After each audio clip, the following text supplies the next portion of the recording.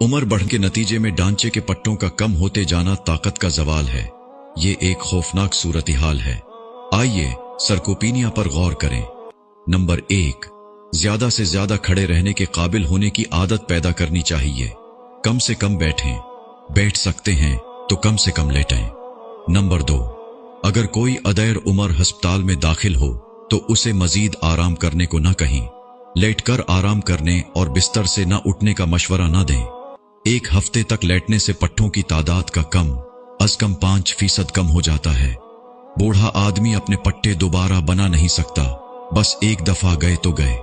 आम तौर पर बहुत से बुजुर्ग जो मददगारों की खिदमत हासिल करते हैं अपने अजलात तेजी से को देते हैं। सरकोपीनिया ऑस्टियोपोरोसिस से ज्यादा खौफनाक है। ऑस्टियोपोरोसिस में आपको सिर्फ मुहतात रहने की जरूरत है कि गिर न जाएं, जब कि सरकोपीनिया न सिर्फ जिंदगी के मयार को मुतासिर करता है बल्कि पट्टों की नाकाफी मिकदार की वजह से हाई ब्लड शुगर का सबब भी बनता है। नंबर 4, मसल एट्रोफी में सबसे तेजी से नुकसान टांगों के पट्टों को होता है, क्योंकि जब कोई शख्स बैठता है या लेटता है तो टांगें हरकत नहीं करती और टांगों के पट्टों की ताकत मुतासिर होती है। ये बहुत अहम है। आपको सरकोपीनिया से मुहतात रहना होगा। सीढ़ियां चढ़ना और उतरना, हल्की दौड़, साइकिल चलाना, ये सब बेहतरीन वर्जिशें हैं और ये पट्टों को बड़े पैमाने को बढ़ा सकती हैं। बुढ़ापे में बेहतर मयारे जिंदगी के लिए अपने बुजुर्गों और प्यारों को ज्यादा से ज्यादा भेजें ताकि इंसानी पट्टों को जाया होने से बचाया जा सके। बुढ़ापा पांव से शुरू होता है।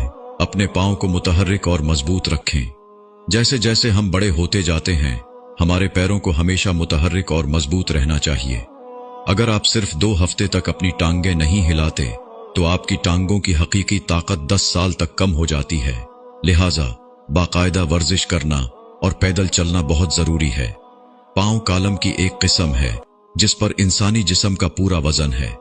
हर रोज पैदल चलना जरूरी है।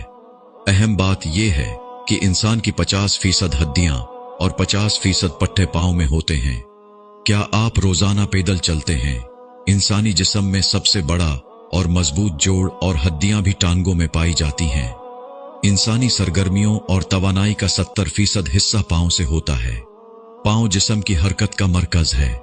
दोनों टांगों में इंसानी जिस्म के 50% आसाब और 50% खून की नालियां हैं और 50% खून उनमें रवां है। बुढ़ापे का आगाज पांव से ऊपर की तरफ होता है। टांगों की मुमकिना वर्जिश 70 साल की उम्र के बाद भी करते रहें। हर रोज कम अज कम 30 से 40 मिनट तक वक्फे से चहल कदमी करें ताकि ये यकीनी बनाया जा सके कि आपकी टांगों की मुनासिब वर्जिश हो रही है और आपकी टांगों के पट्टे सेहतमंद हैं। इस अहम वीडियो को अपने बुजुर्गों, दोस्तों और 40 साल से ऊपर के अहबाब को जरूर भेजें, क्योंकि हम सब रोज बरोज बूढ़े हो रहे हैं। या अल्लाह हम सबको बुढ़ापे में बीमारियों से बचाए। आमीन।